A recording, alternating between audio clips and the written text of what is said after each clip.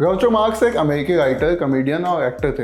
उनका काम मतलब पढ़ना चाहिए आपको, ज़रूर खोज के पढ़ना चाहिए। खैर, उन्हीं के कोट से दो और दो प्यार की शुरुआत होती है। Marriage is an institution but who wants to live in an institution. इसका रफ ट्रांसलेशन कुछ ऐसा होगा कि जो शादी है वो एक सामाजिक व्यवस्था है, लेकिन इस व्यवस्था में रहना कौन चाहे। थिएटर की लाइट डिम होती है, सफ़ेद पर्दे पर रोशनी चमकती है और हम काव्या और विक्रम से मिलते हैं। दोनों एक कैफ़े में बैठे हैं, आंखों में ऐसी चमक है कि मानो कॉलेज के बच्चों जैसा प्यार हो। इन दोनों से बिल्कुल अलग हैं नोरा और अनिरुद्ध। दोनों के बीच हंसी मजाक सब कुछ है, लेकिन उन्हें प्यार नहीं एक साथ बांधा हुआ है। कहानी कुछ मिनट आगे बढ़ती है। अब काव्या और अनिरुद्ध एक छत के नीचे हैं। दोनों एकदम सादा सतही किस्म की बातें कर रहे हैं, हालचाल टाइप। पहली नज़र में एक दूसरे के फ्लैटमेट लगते हैं, जैसे बस एक घर में साथ रहते हो। फिर सिनेमाटोग्राफर कार्तिक विजय का कैमरा घर की दीवार पर जाता है, जो अनिरुद्ध और काव्या की फ़ोटोज से सजा हुआ है। काव्या और अनिरुद्ध की शादी 12 साल पहले हुई थी, ये हमको बताया जाता है आगे। लेकिन अब दोनों एक दूसरे से इतने कट चुके हैं कि सारी बातचीत बस हाल चाल और फॉर्मेलिटी तक ही सीमित रह गई। एक दिन काव्या को खबर मिलती है कि उसके दादाजी नहीं रहे। वो और अनिरुद्ध ऊटी में उसके घर पहुंचते हैं। इस दौरान पुराने दिनों को फिर से रिक्रिएट करते हैं। आंखों में वही चमक, हंसी में वही पुरानी खनक दिखती है। वापस मुंबई लौटने पर दोनों के मन में अब द्वंद्व चल रहा है। एक संघर्ष है, मन में कॉन्फ्लिक्ट है।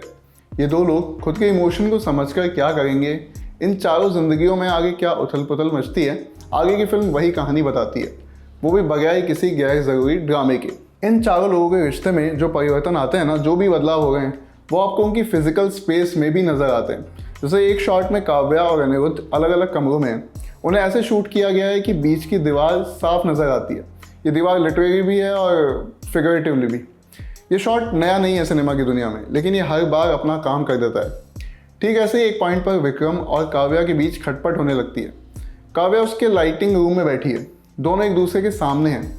उनके बीच लकड़ी का एक फ्रेम है जो दोनों के दिल की दूरी दर्शा रहा है। इस पॉइंट पे हमारा जो सिनेमा रहा है ना, खासतौर पे मेन स्ट्रीम हिंदी सिनेमा, उन्होंने हम सभी को प्यार का एक फिक्स आइडिया बेचा है। शाहरुख ने किसी फलाह फिल्म में काजोल के लिए ये किया तो हर प्रेमी के लिए मान लो वो नियम बन गया, या सलमान ने प्रीति जिंटा के लिए कुछ ऐसा किया तो फिल्म देखने वालों को भी वैसे ही पेश आना चाहिए। हमने एक अनसेड अनस्पोकन किस्म के रूल बना लिए। प्यार सादा होने के साथ साथ कितना पेचीदा हो सकता है, ये इस पूरी जनरेशन को हमारे सिनेमा ने बताया नहीं। उनकी जिम्मेदारी नहीं थी, फिर भी उन्होंने इस बात से दूरी बना के रखी। खैर, दो लोगों के प्यार में रहने के लिए उन्हें प्यार से ज़्यादा की ज़रूरत पड़ती है। शीर्षा गुहा ठाकुरता के निर्देशन में बनी फिल्म दो और दो प्यार यही दर्शाने की कोशिश करती है। उन्होंने अपनी पहली ही फिल्म में जिस सेंसिबिलिटी के साथ इस सब्जेक्ट को संभाला है, वो अपने आप में तारीफ के काबिल है। दो और दो प्यार की सबसे अच्छी बात यह है कि यहाँ कोई हीरो या विलेन नहीं है, बस इसके केंद्र में कुछ लोग हैं जो हम आप जैसे ही हैं। वो आपस में बात नहीं करते और फिर उन चीज़ों के फट पड़ने का इंतज़ार करते हैं। कम्युनिकेशन मिसिंग है। उनके प्यार जताने, बताने और दिखाने के जो तरीके हैं, वो एक दूसरे से क्यों जुदा हैं। क्यों दूसरा इंसान पहले वाले की तरह प्यार नहीं करता। क्यों प्यार शब्द की एक्सपेक्टेशन ही इन दो लोगों के दिमाग में बिल्कुल अलग है। फिल्म बिना जज किए ऐसे पहलुओं को छूती है। जैसे फिल्म के अंत में काव्या अपने पिता से एक शिकायत करती है कि उन्होंने खुलकर प्यार क्यों नहीं दिखाया। इस वजह से उसे जहाँ भी प्यार मिला उसने कसकर पकड़ लिया। बड़े होकर उसके प्यार करने के तरीके में उसके बचपन का दुख छुपा था। ठीक उसी तरह अनिरुद्ध पर जिम्मेदारियाँ आई। पिता की डेथ के बाद अपने घर को संभाला, उनके काम को आगे बढ़ाया, बहन की शादी करवाई। इस बीच म्यूज़िक, हंसी मजाक सब पीछे छूटता गया और उसे पता भी नहीं चला कि उसकी नाक पर एक लूज फ्रेम के चश्मे ने कब अपनी जगह बना ली।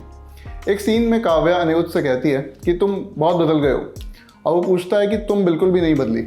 यही इन दोनों के साथ दिक्कत थी। ये एक लाइन इन दोनों के रिश्ते का निष्कर्ष बनकर रह जाती है। फिल्म किसी को भी सही या गलत करार नहीं देती, वो बस आपको ऐसे इंसानों की कहानी दिखा रही है जो अपनी भावनाओं के फेर में उलझे हुए हैं। चूँकि एक काव्या और अनिरुद्ध की कहानी है, उस वजह से नोरा और विक्रम के जो कैरेक्टर्स हैं उनको ज़्यादा जगह नहीं मिल पाती।